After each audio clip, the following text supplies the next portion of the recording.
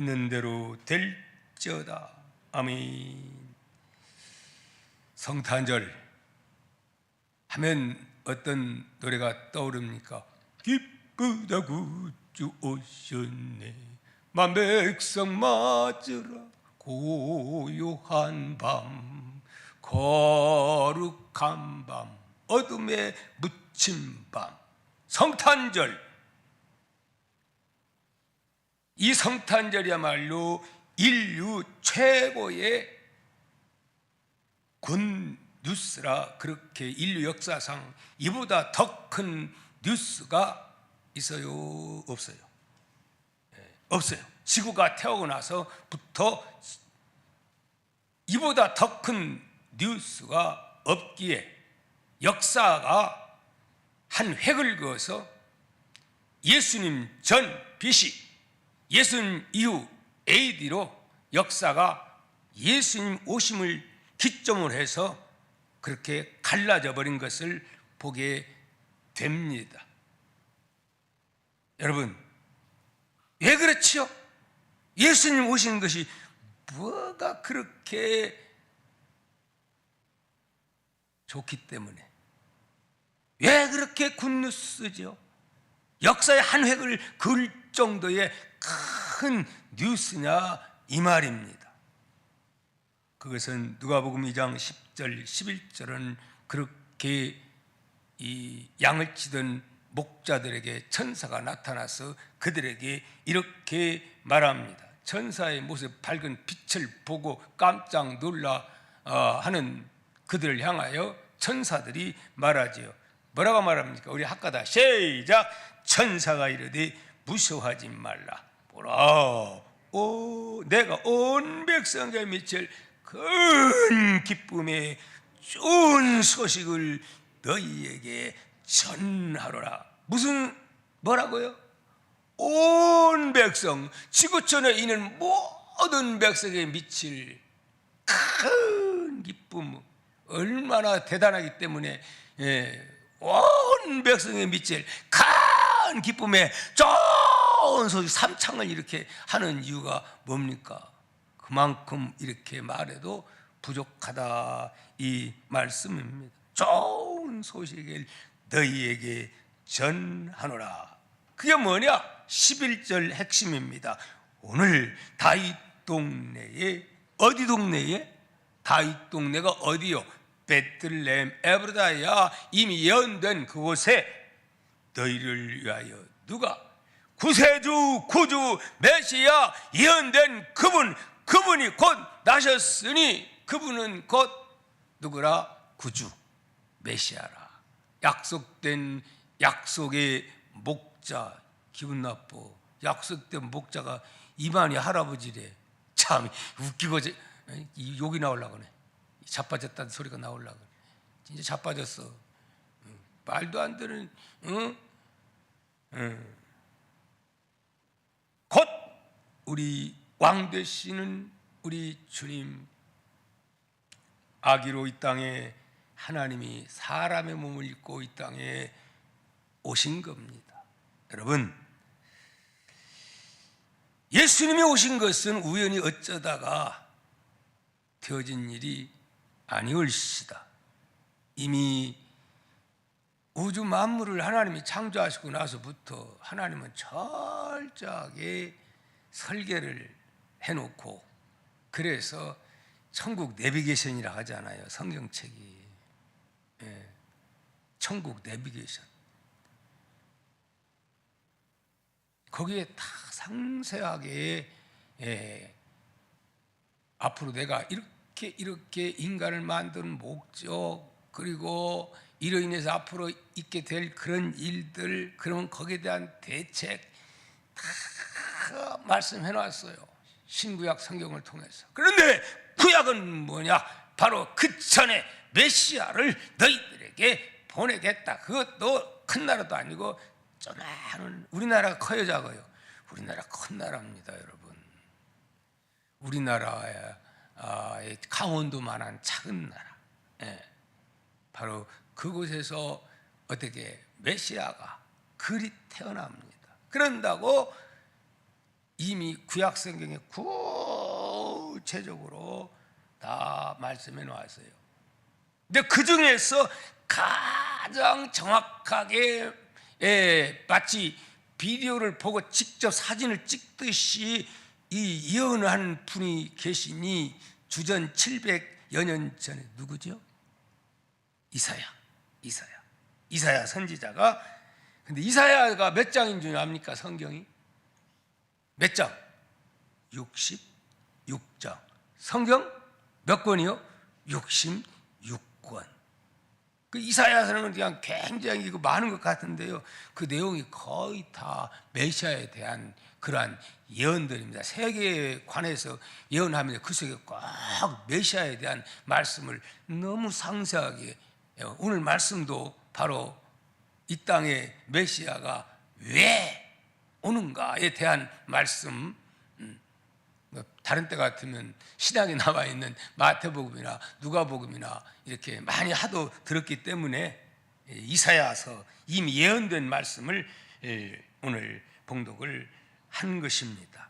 자, 그래서 이 이사야 선지자는 참 중요해요. 그래서 신구약 66권인데 바로 66장으로 되어 있어가지고 성경의 축소판이라 그렇게 볼 수가 있어요. 너무 신기합니다, 여러분. 여러분들은 이사야 봐도 잘 모르죠. 그 속에 엄청난 예언들, 비밀들이 들어있고, 이렇게 예언하다가 장엄하게 순교당합니다, 이사야 선지자는. 그 선지자들은요, 죽음 하나도 두려워하지 않아요. 마음껏 하나님의 뜻을 전달하다가 사명 감당하다가 그냥 아버지 품에 안기기 때문에 죽음을 두렵지 않아 합니다.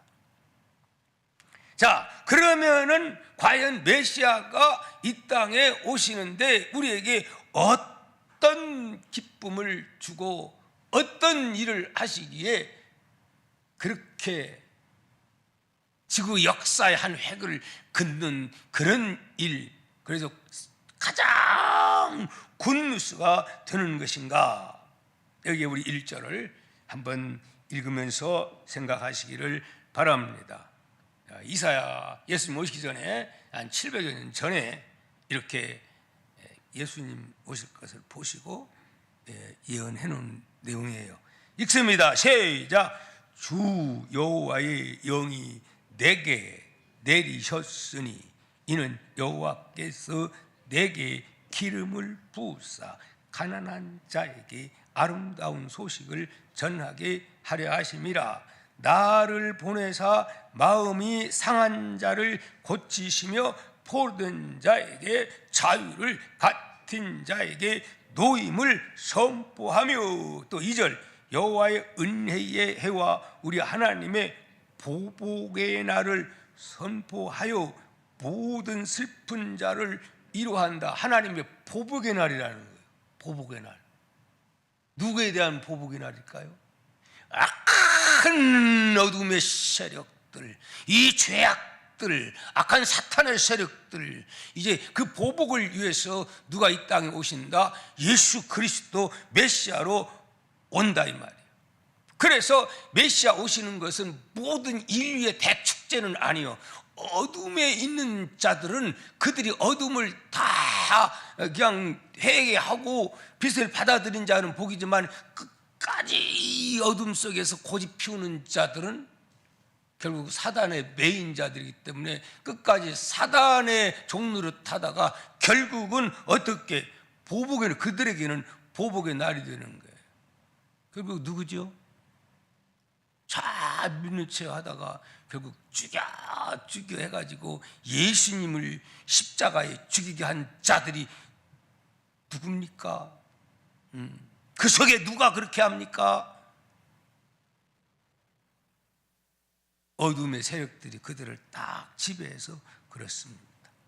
사랑하는 성도 여러분, 여러분들은 어둠에 사로잡혀가지고 열심히 일하는데 어둠에 그 일을 하면 안 돼요.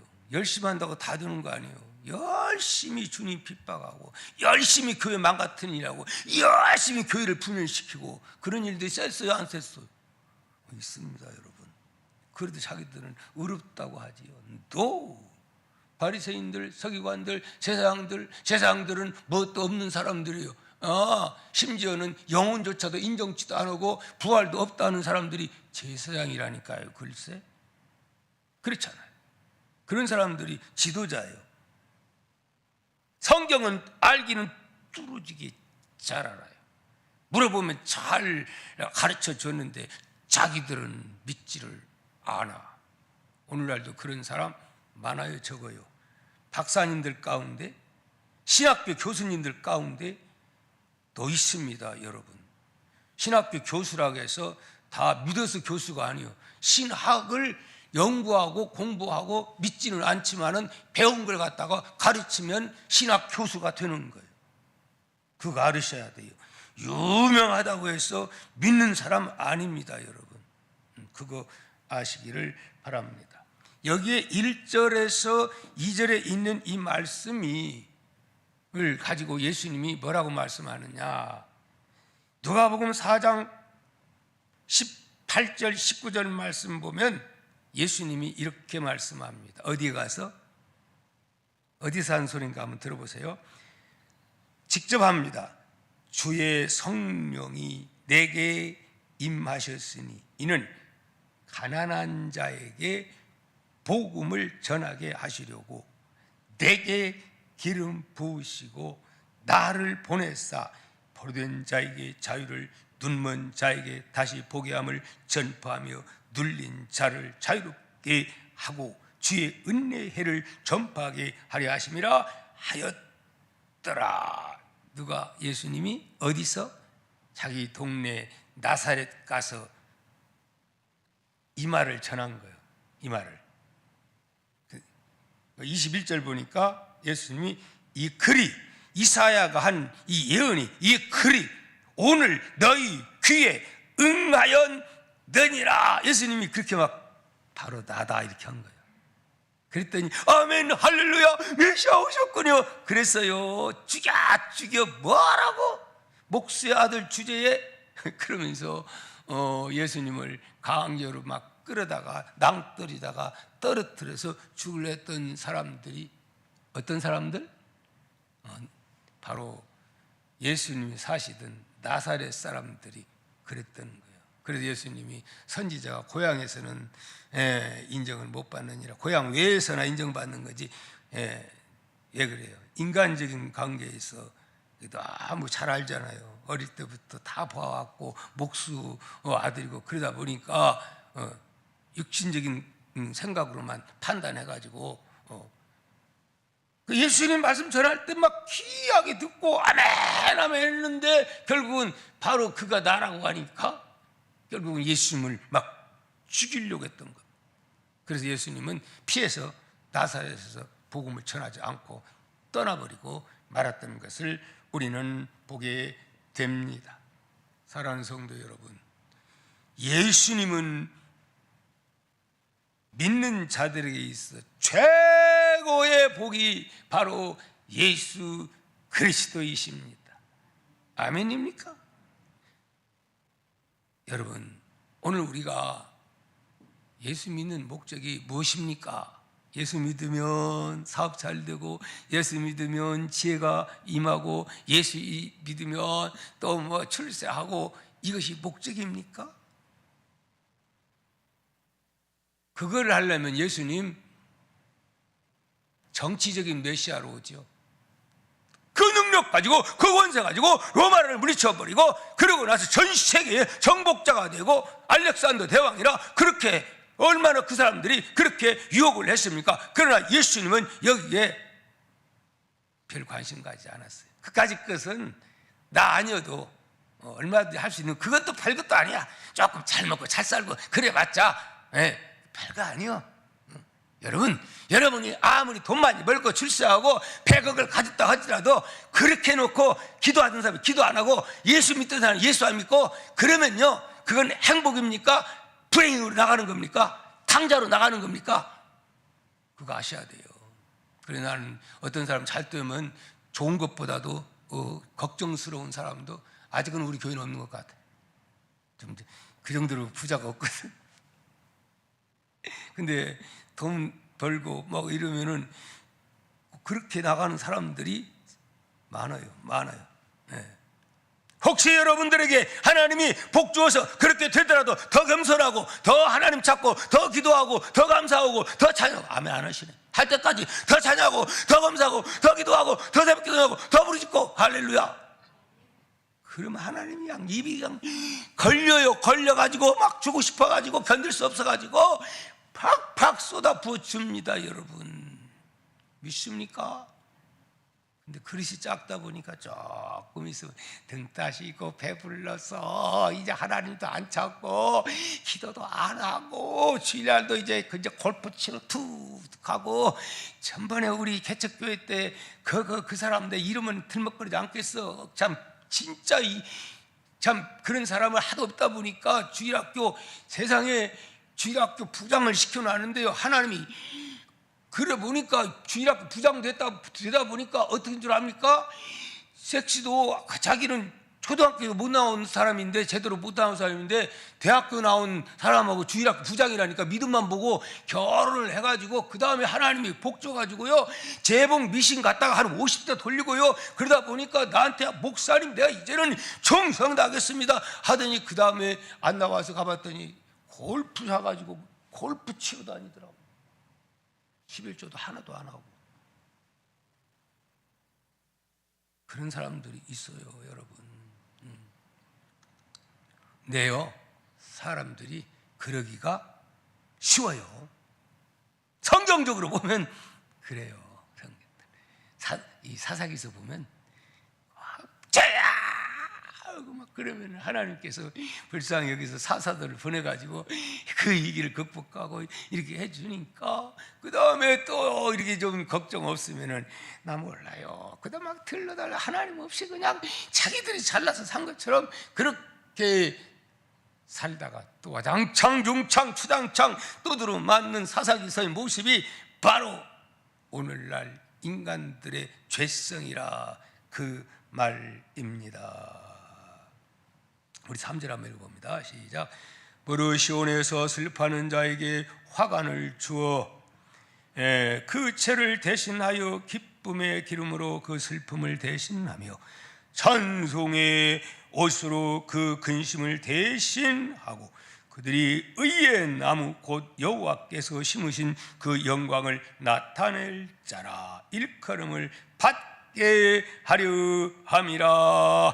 예수 그 이 땅에 오심으로 말미암아 종 같은 생활, 정말 비참하고 가난하고 어렵고 힘들고 종 같은 생활 하던 그들에게 이런 엄청난 회복의 역사를 허락한다, 그런 말씀을 하고 있는 겁니다. 슬픔 대신에 찬송의 옷으로 그 근심 대신을 하게 하고 영광을 그를 통해서 나타내고자 하나님이 그렇게 섭리하신다. 교만치 아니하고 계속 겸손하게 하나님 앞에 무릎 꿇으면 이렇게 크게 하나님은 계속 사용한다, 이 말씀입니다. 근데 그렇게 못하니까 원체 그릇이 좁쌀실만 해가지고 요만큼 하니까 가이만 됐다 해가지고 하나님과는 이것이 문제입니다. 여러분들은 큰 그릇 되어서 잘 될수록 더 감사, 잘 될수록 더 기도하고 잘 될수록 더 찬양하고 잘 될수록 고개를 숙이고 겸손한 자가 되고 그냥 어깨에 힘주는 자 되지 마시고 할렐루야. 근데 이게 어려운 거예요. 목사도 어려워요, 사실은. 목사도 개척교회 때는 뭐 이러다가 그만 조금 200명, 500명, 1000명 그러면 어깨 딱 들어가고 기도도 안 하고 그렇습니다. 자, 그러면서 이제 4절에서 마지막까지는 메시아 사역의 결과에 대해서 말씀을 하고 있습니다. 읽어볼까요? 시작. 그들은 오래 황폐하였던 것을 다시 쌓을 것이며 옛부터 무너진 것을 다시 일으키실 것이라. 황폐한 성읍 곧 대대로 무너있던 것들을 중수할 것이요 외인은 서서 너희 양떼를 칠 것이요 이방 사람은 너희 농부와 포도원 지기가 될 것이나. 그 뭔 말이냐면 어디서 무슨 얘기 같아요? 바벨론 포로로 끌려갔다가 다시 회복되어서 돌아옴으로 인해서 주어지는 하나님의 놀라운 회복의 역사를 지금 말하고 있는 거지요. 그러나 이것은 그것만을 말하는 게 아니고 영적으로는 죄의 노예의 상태로 있다가 메시아 오심으로 하나님의 나라가 세워지게 되면 이것 때문에 누리게 되는 어마어마한 복이, 그 복을 지금 말하고 있는 거예요. 여러분, 왕 되신 예수 그리스도 그분을 진짜 나의 왕으로 모시고 내 중심에 여기다가 마귀 싹 물어내버리고 이 귀한 자리에 그분을 나의 왕으로 모시고 섬기고 그 안에, 그분 안에만 살면 하나님이 이러이러한 약속을 해주는 거예요. 그래서 예수 잘 믿으면 복받게 돼 있어요. 복도, 물질의 복도, 건강의 복도, 사업의 복도, 형통의 복도, 그렇게 약속하고 있잖아요 지금. 그러나 이것이 목적이 아니에요. 이것은 뭐 하려고? 하나님 나라를 위해서 맛보고 살라고. 예고편이요. 그러므로 여러분들, 내가 예수 믿으면서 믿으면서도 계속 망하기만 하면 이건 문제가 있는 거예요. 물론 망할 때도 있지만 반드시 회복되어 가지고 하나님께 영광을 돌리게 될 줄 믿습니다. 실패는 결국 실패로 끝나는 게 아니고 결국 실패해서 탕자가 돌아와 가지고 아버지 해가지고 다시 회복돼야 되는 거지요. 끝까지 망합니까? 아니, 망하더라도 나중에 그냥 돌아와 가지고 망하면 그래도 영혼이라도 구원받지요. 여러분, 우리는 잘못하면 하나님 나라에 대해서 어떻게 생각하냐면, 아우 죽어서 천국 가지 뭐 이렇게 생각합니다. 그러나 하나님 나라는 죽어서 천국 가는 게 아니고 내 속에 하나님 나라가 건설이 됨으로 인하여 건설된 자가 하나님 나라 가는 거지, 천국 백성이 안 됐는데 갑니까? 못 가는 거예요 여러분. 갈 수가 없어요 여러분. 그래서 천국은 여기 있다 저기 있다 못하지, 내 마음에 있다 그랬어요. 그 마음에 있다는 건 뭐예요? 예수님을 나의 구주로 영접한다는 것은 나의 왕으로 모시는 그자.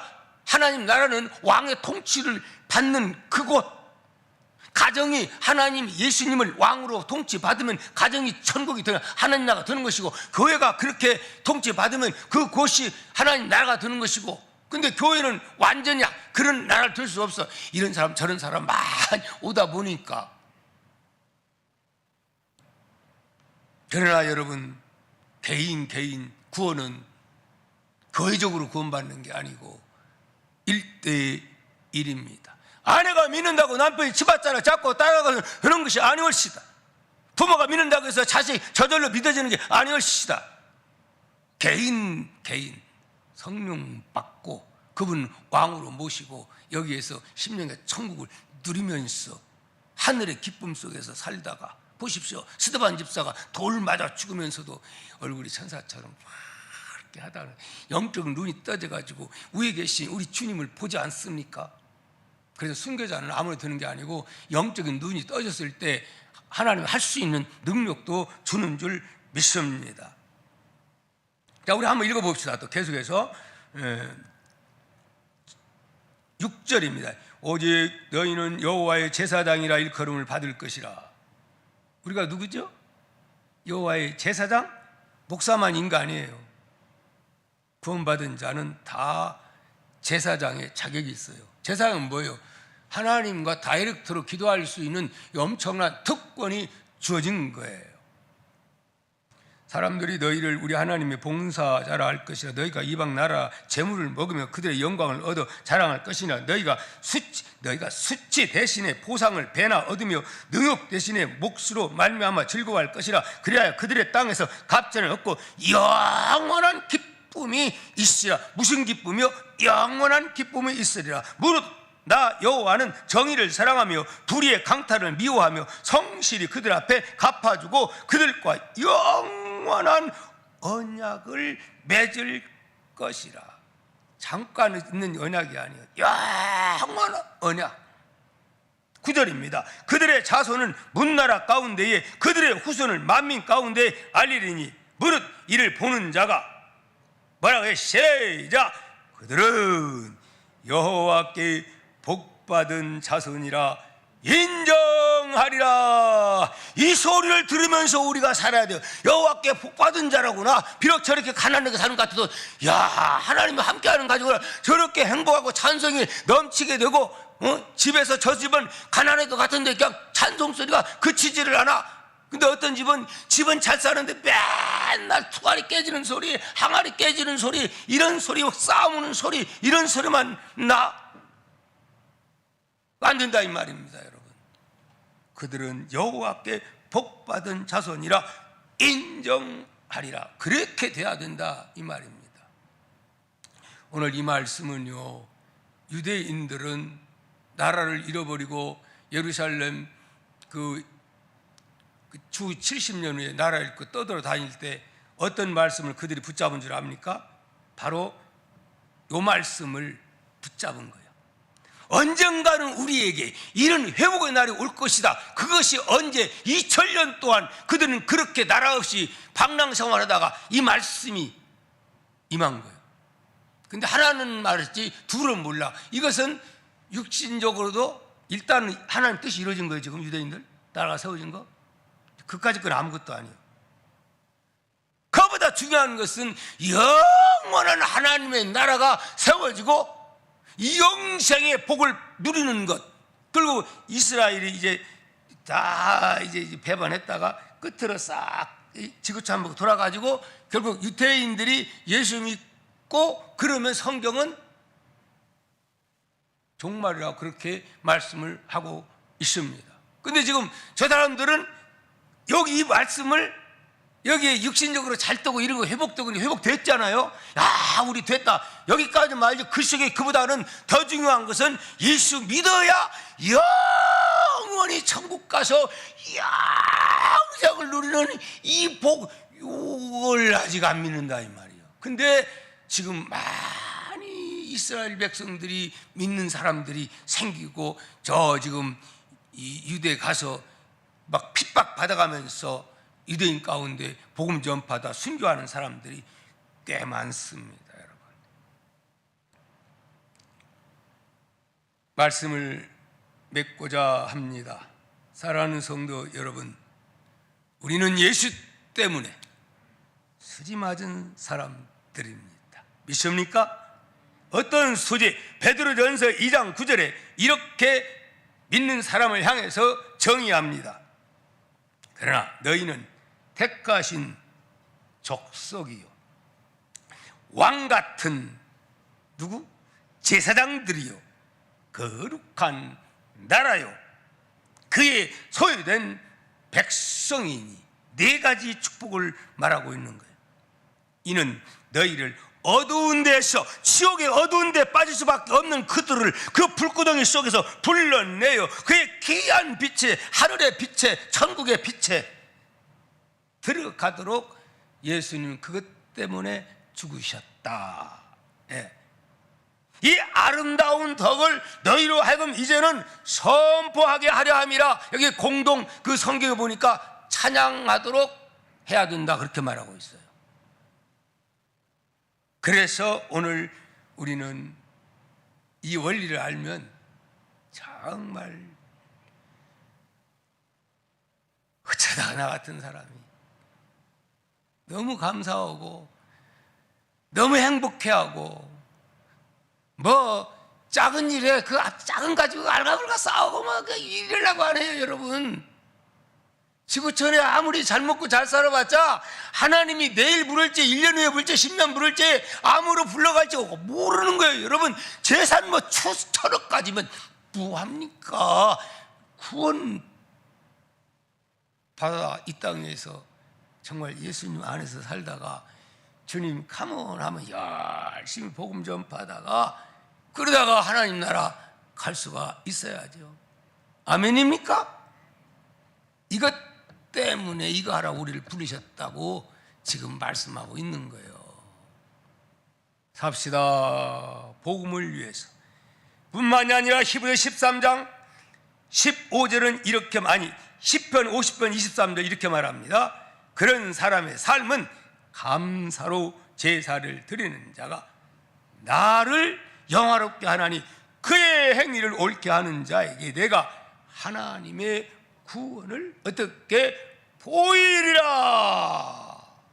그래서 우리는 예배 속에는 항상 구원받은 은혜에 대해서 감사와 감격이 있어야 될 줄 믿습니다. 그래서 그거 볼 때 그 행위를 옳게 하는 자에게 구원을 보인다고 했는데, 이 구원은 뭘 말하는 거 아니야? 이미 영생 얻은 자들은 뭐 구원을 보입니까? 물질적인 것, 필요한 것, 그것까지도 하나님이 주신다고 약속을 하고 있는 거예요. 여기서 그 행위를 옳게 하는 자, 옳게 예배를 드리는 자. 그럼 여기서 옳게의 진짜 의미가 뭐냐? 히브리서 13장 15절에 이렇게 말합니다. 그러므로 우리는 예수로 말미암아 항상 찬송의 제사를 하나님께 드리자. 이는 그 이름을 증언하는 입술의 열매라. 은혜를 받으면 입술에서 뭐가 나와요? 찬양이 나와요. 찬양이 나와요. 여러분 집에서 찬양 많이 부릅니까? 설거지하면서 내게 강 같은 평화 돌아다니면서 콧노래가 찬양이 나옵니까? 안 나옵니까? 안 나오면 문제가 있는 거예요. 그 기쁨을 다 지금 소멸하고, 나는 요즘 그냥 신바람 나는 그냥 차 타도 내게 나는 강가, 나 이거 음악 그냥 계속 하고 싶은 거야. 나 왠지 모르겠어. 환경은 그렇지 않는데. 이런 자의 삶에는 무엇이 찬양이 끝나지 않습니다. 막 부르고 싶어 견딜 수 없는 거예요. 하나님이 이것 때문에 하나님이 가장 기뻐하는 것은 찬미의 제사를 기뻐합니다. 달라고 하는 거. 여러분 생각해봐요. 맨 달라고 하는 거. 하나님 고맙습니다. 감사합니다. 찬양하면 하나님이 무엇을 더 기뻐할까요? 그래서 보십시오. 그래서 내가 이 찬양을 너무 좋아. 울고 있는 형제여 왜 찬송을 잊었는가. 어둠 속에 찬송은 기적을 부른다고. 바울과 실라가 필립보 감옥의 문을 찬송으로 열었다오. 고통의 문을 찬송으로 찬송으로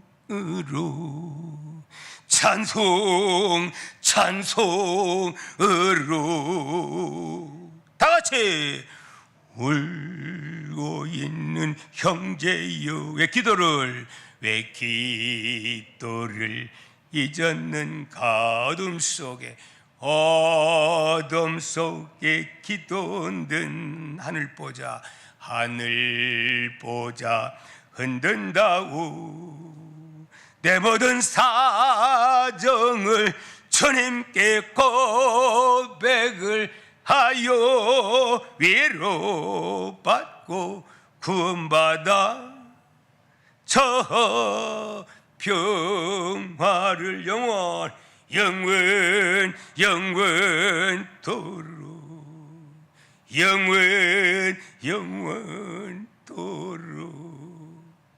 여러분 사도행전 16장 25절 말씀 보니까 그 두드러가 큰 두드러 맞아 억울하게 그지없는데 그 깊은 감옥에서 바울과 실라가 불평하고 원망했습니까? 아니면 기도하고 감사가 넘쳐가지고 두드러 맞고 찬송했습니까? 큰 억울하게 두드러 맞았는데 하나님께 막 기도했더니 막 기쁨이 샘솟아요. 나 같은 이런 죄인을 이렇게 쓰임받는다는 거 얼마나 감사해. 그래가지고 찬송을 불렀더니 뭐가 옥문이 열리고 기적이 일어나고 할렐루야 쇠사슬이 풀어지고 배짱 있게 나가고 빌립보 교회가 세워지는 위대한 역사는 뭐 할 때? 기도와 찬송을 통해서 기적이 일어나고 교회가 세워졌다 하는 말씀입니다. 결론, 성탄절을 맞이해서 성탄이 얼마나 굿뉴스인가. 인류의 역사가 AD와 BC로 나누어지는, 예수님 전과 예수님 후로 나누어지는 이 엄청난 이 일이 바로 성탄일입니다. 그런데 안타까운 것은 이 성탄 전야에 제일 죄진 날이 성탄 전야예요. 나는 해마다 성탄 때 생각나는 것, 대왕 코너 사건, 대흥각 화재 사건, 지금도 잊혀지잖아요. 여러분 자녀들이 이태원 사건도 보면은 가보십시오. 그런 일이 없도록 기도로 준비하시기를 바랍니다. 성탄은 그런 날이 아니에요. 오늘 같은 날은 교회에 와서 기도로 준비하고 찬양하고 성탄을 준비하고, 아멘, 그래야 됩니다. 여러분, 특별히 또 토요일 날은 우리가 내일이 전야잖아요. 안 하기 때문에 오늘 같이 모여가지고 이렇게 하고서 참 준비하고 자녀들 위해서 철저하게 성탄의 예수를 맞이할 준비를 갖춰야 될 줄 믿습니다. 여러분들은 또 이렇게 그를 위해서 오셔서 여러분 예수님이 기뻐할 줄 믿습니다. 영상 보니까 한 20여 명이 지금 동참한 것 같습니다. 여러분, 아무쪼록 이 성탄이 정말 그 성탄 속에 감춰있는 놀라운 축복이 저의 것, 여러분의 것, 누릴 수 있는 것, 이 땅에서부터 예수 그리스도 믿음으로 누릴 수 있는 하나님 나라, 그렇게 하다가 하나님이 시간 돼가서 아무 때라도 와라 하면 할렐루야 그러고 갈 수 있는, 그리고 이 기쁜 소식을 전할 수 있는 우리 모두가 될 수 있기를 축복합니다. 축복합니다.